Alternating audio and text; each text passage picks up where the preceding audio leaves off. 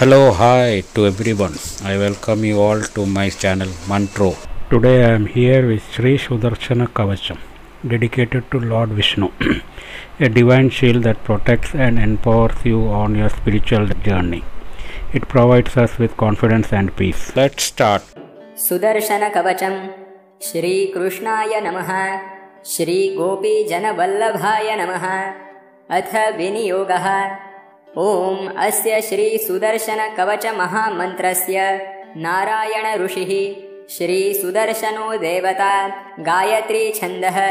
दुष्टं दारयतीति कीलकं हन हन द्विष इति बीजं सर्वशत्रुक्षयार्थे सुदर्शनस्तोत्रपाठे विनियोगः अथ ध्यानं सुदर्शनं महावेगं गोविन्दस्य प्रियायुधं ज्वलत्पावकसङ्काशं सर्वशत्रुविनाशनं कृष्णप्राप्तिकरं शश्वद्भक्तानां भयभञ्जनं सङ्ग्रामे जयदं तस्मात् ध्याये देवं सुदर्शनम् अथ मन्त्रः ॐ ह्रां ह्रीं ह्रूं नमो भगवते भो भो सुदर्शनचक्र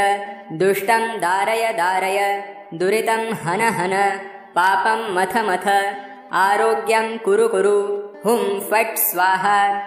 अथ सुदर्शनकवचम् ॐ वैष्णवानां हिरक्षार्थं श्रीवल्लभनिरूपितः सुदर्शनमहामन्त्रो वैष्णवानां हितावहः यन्त्रमध्ये निरूप्यन्ते चक्राकारेण च लिख्यते उत्तरागर्भरक्षा च परीक्षितहिते रतः ब्रह्मास्त्रवारणं चैव भक्तानां भयभञ्जनः वधं च दुष्टदैत्यानां खण्डं खण्डं चकारकः वैष्णवानां हितार्थाय चक्रं धारयते हरिः पीताम्बरः परं ब्रह्म वनमाली गदाधरः कोटिकन्दर्पलावण्यो गोपिका प्राणवल्लभः श्रीवल्लभः कृपानाथो गिरिधृक्शत्रुमर्दनः दावाग्निपानकर्ता च गोपीभयनिवारकः गोपालो गोपकन्याभिः समावृत्तोऽधितिष्ठते वज्रमण्डलप्रकाशी च रामकृष्णजगन्मयः गोपिका समाकीर्णो वेणुवादनतत्परः कामरूपी कलावांश्च कामिन्यां कामदो विभुः मन्मथो मथुरानाथो माधवो मकरध्वजः श्रीधरः श्रीकरश्चैव श्रीनिवासः सतां गतिः भुक्तिदो मुक्तिदो विष्णुर्भूधरो भूतभावनः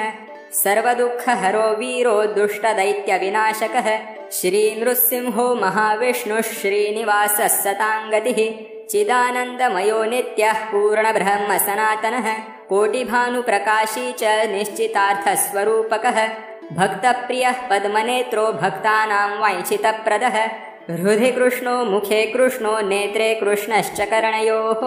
भक्तिप्रियश्च श्रीकृष्णः सर्वं कृष्णमयं जगत् कालमृत्युयमाहूतं भूतप्रेतो न दृश्यते पिशाचा राक्षसाश्चैव हृदि योगाश्च दारुणाः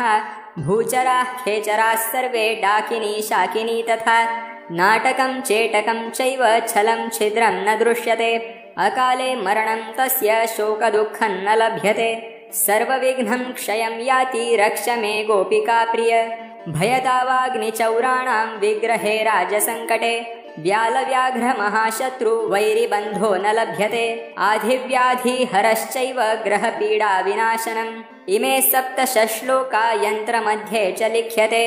वंशवृद्धिर्भवेत्तस्य श्रोता च फलमाप्नुयात् कृष्णाष्टमीं समारभ्य यावत् कृष्णाष्टमी भवेत् देवं ध्यात्वा जपेन्मन्त्रमयुतानां चतुष्टयं